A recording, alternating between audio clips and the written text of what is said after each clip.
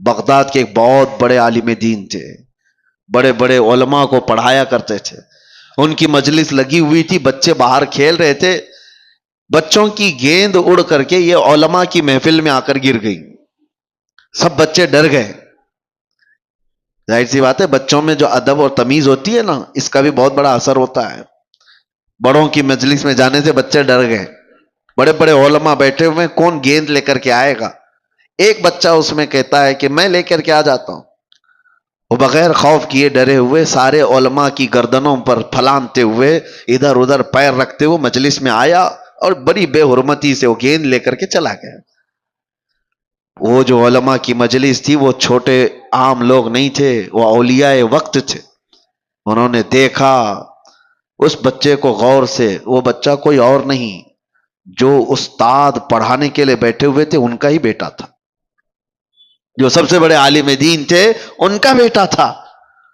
سب کی گردنیں جھک گئیں کہ اس بڑے گھر کا بچہ ایسی کیسی حرکت کر سکتا ہے. وہ جو بزرگ تھے وہ سر جھکا لیتے ہیں، کہتے ہیں اس کا قصور نہیں.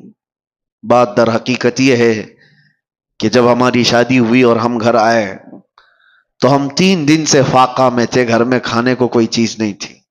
میں اور میری بیوی فاقہ کر رہے تھے. تیسرے دن ہمارے پڑوس سے ایک بھنے ہوئے گوشت کی تھالی آئی، بہت عمدہ غذا ہمارے پاس تحفے میں آئی. بھوک اتنی لگی تھی کہ ہم نے پوچھا بھی نہیں وہ کہاں سے آیا کیا، کھا لیا. پیٹ بھر کر ہم دونوں نے کھا لیا. اور اس کے بعد پھر ہم نے ملاقات کی. اس رات اس کا حمل ٹھہرا اور اسی سے یہ بچہ پیدا ہوا. اور وہ بزرگ کہتے ہیں مجھے یہ لگتا ہے کہ وہ مشکوک کھانا تھا، یہ بھی نہیں پکا کہ حرام تھا، شک تھا، پتہ نہیں حلال ہے بھی کہ نہیں. میں نے پوچھا نہیں تھا، کھا لیا.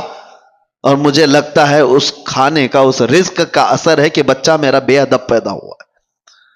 نسلوں پر بھی اس کا فرق پڑتا ہے. وہ اولاد جو آج بہن اور ماں میں فرق نہیں محسوس کر پا رہی ہے، تو آپ سوچو کہ کہیں یہ حلال ہے کہ نہیں ہے. یہ بچے حلال طریقے سے پیدا ہوئے ہیں کہ نہیں پیدا ہوئے.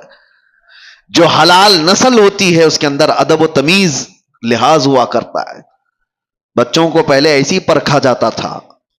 خاندان کون سا ہے یہ بھی بچوں کے اخلاق و آداب سے سمجھ میں آتا تھا.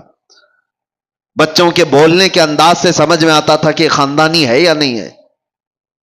آج وہ ساری چیزیں ختم ہو گئی، سارے کے سارے ویسے ہی ہیں. بات کرو تو گالی کے لہجے سے بات کرو. چھوٹے چھوٹے سے بچوں کو سنا ہے کہ ماں بہنوں کی گالیاں دیتے ہیں.